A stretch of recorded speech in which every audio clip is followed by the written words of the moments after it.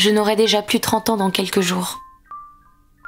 Mais recueillir vos confidences, échanger nos expériences, partager vos joies, vos angoisses, vos espoirs et vos déceptions ont rendu le passage de cette étape redoutée moins redoutable.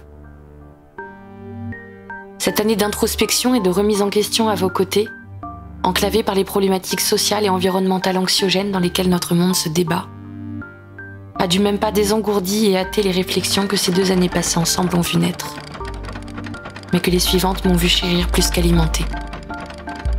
Par manque de maturité, par trop plein d'aisance, par rejet du réel, par refus de considérer mes privilèges, par peur de les perdre, par crainte de ne rien réussir à en faire. Je ne suis pas devenue celle que j'imaginais à 17 ans, mais c'est peut-être une bonne chose finalement.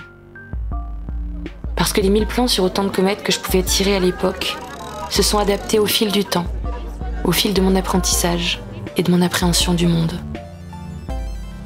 Parce qu'une partie des ambitions que je croyais intrinsèquement miennes se sont en réalité avérées celles que la société avait voulu écrire pour moi.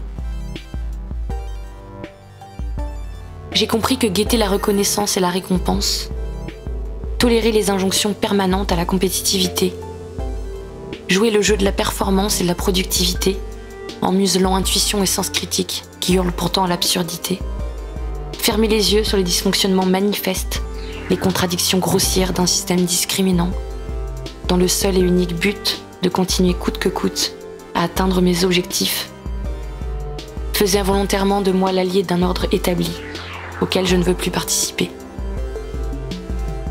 Je n'ai pas jeté mes plans. J'ai appris à les comprendre et à me résigner sans amertume à ce qu'ils ne trouvent pas la concrétisation espérée. J'essaie d'en imaginer une nouvelle.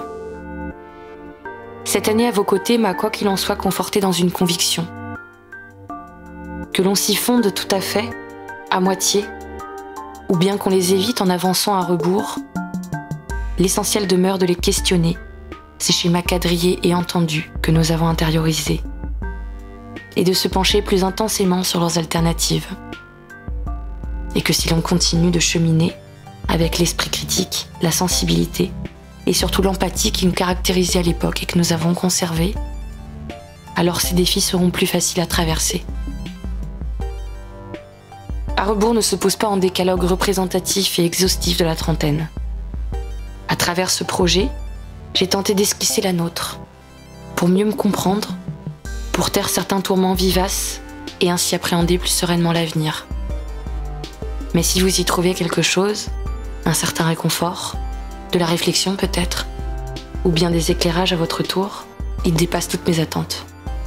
Ralentir pour vous rencontrer une seconde fois et prendre le temps de chercher des réponses, c'est finalement avéré la meilleure que j'ai pu trouver.